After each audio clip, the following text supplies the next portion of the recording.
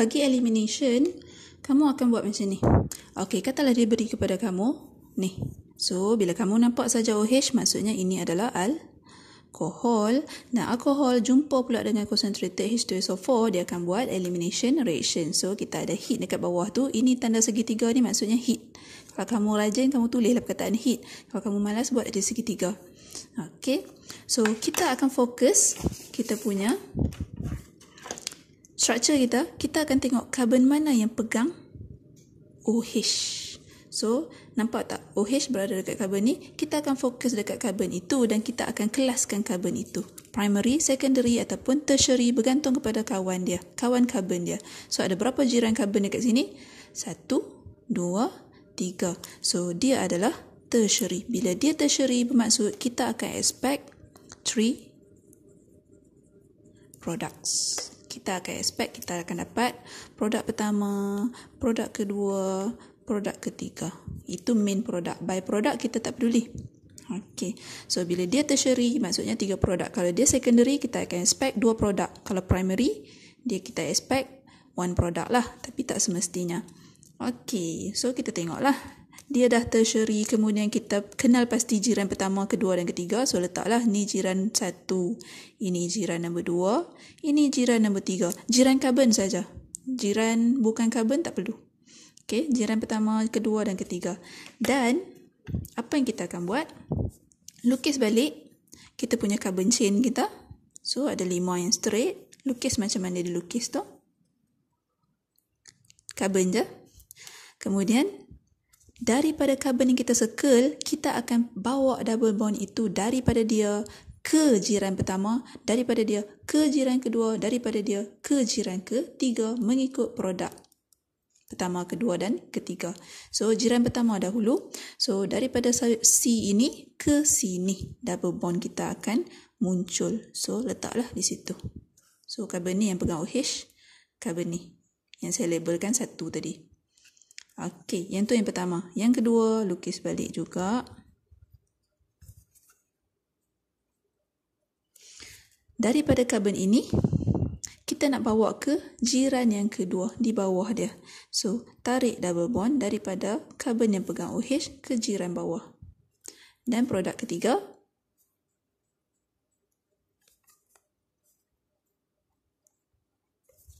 jiran ketiga daripada karbon yang kita circle ni, yang ni, kita bawa ke jiran dia yang ketiga di sini. Okey, so double bond di situ. Kemudian barulah kita lengkapkan. Satu karbon mesti ada 4 bond. So, cukupkan bond untuk setiap karbon. So, karbon ini baru ada 1. Bermaksud kita ada 3 lagi hidrogen. Ini kita baru ada 1, 2, 3. So, maksudnya ada 1 lagi hidrogen. Karbon ini cukup 1, 2, 3, 4. Okey. Karbon ni 1, 2, 3. 1 lagi hidrogen. Karbon ini 3 lagi, karbon ini pun 3 lagi, karbon ini 3 lagi. Okey, so baru kamu dapat markah 1. Jika tak lengkap hidrogen, takkan dapat markah. Okey, so and then sama, yang ni pun kita lengkapkan CH3, yang ni ada 2 lagi hidrogen, dekat sini dah cukup. Yang ni baru ada 2, so ada lagi 2 hidrogen. Ini CH3 dekat sini. Okey, pulanglah kamu nak buat skeletal, expanded ke skeletal boleh. Okey. Kat sini dah cukup, dekat sini pun dah cukup, bawah ni tak cukup lagi. Ini cukup kan. Okey, so barulah kita dapat 3 produk mengikut jiran dia. Dan byproduct kita adalah H2O, di mana apa yang kita buat tadi, C double bond C tadi adalah kita eliminatekan OH dekat sini. OH karbon ini wajib buang OH dan kita akan form double bond. Jika dia form dekat sini bermaksud saya buang salah satu hidrogen. So, tengok karbon ini daripada 2 hidrogen sudah tinggal 1. Maksudnya saya sudah hilangkan salah satu hidrogen dia dan kita akan dapat H2O. Okey. Untuk karbon 2 pun sama.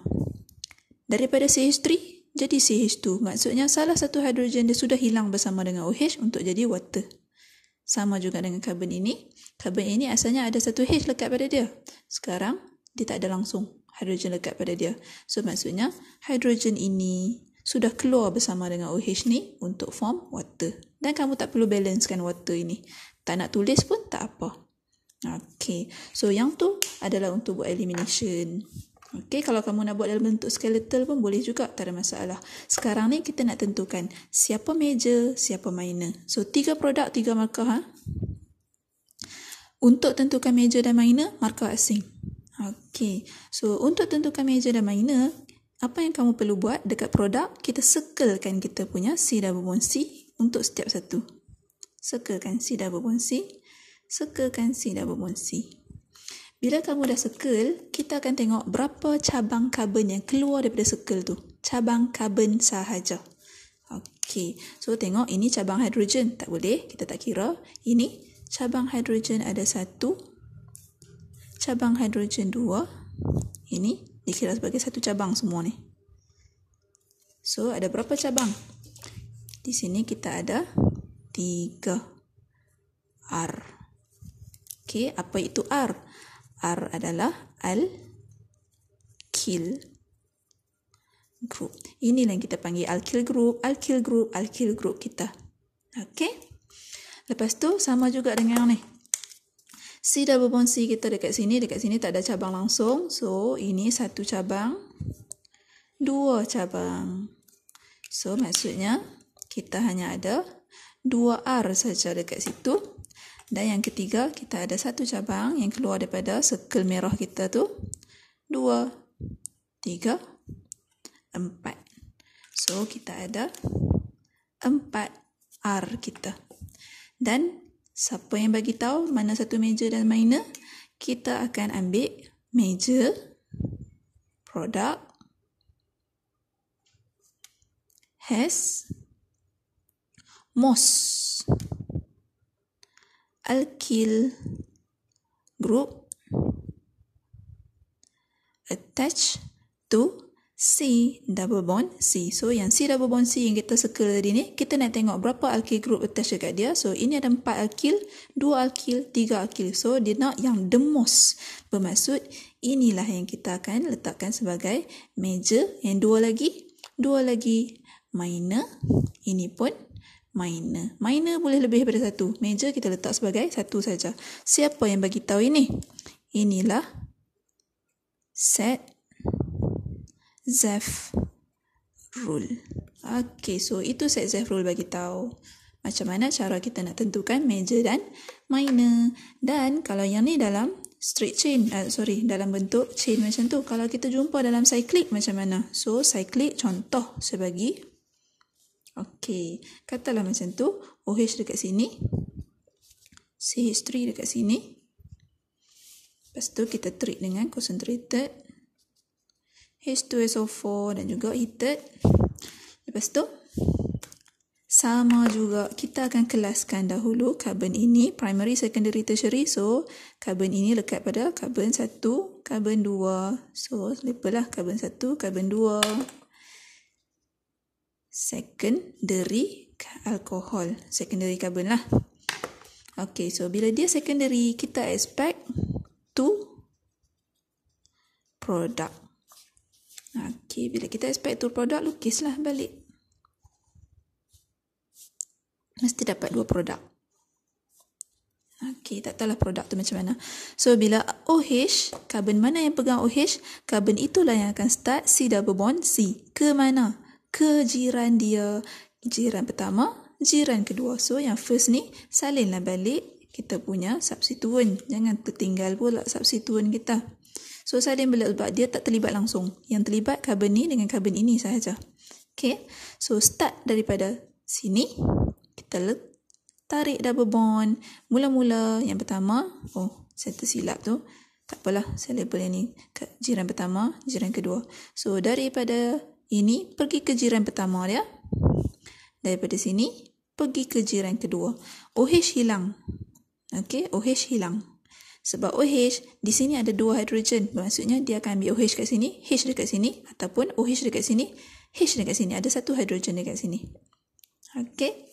So, ni dalam skeletal, kamu tak perlu penuhkan hidrogen dah.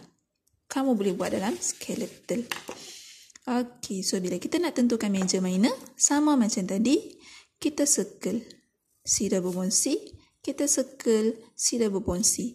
Lupa, tadi kita buang OH dengan H kan? So, kita dapatlah water. Tak nak tulis pun tak apa. In case kalau kamu tak puas hati, saya tulislah.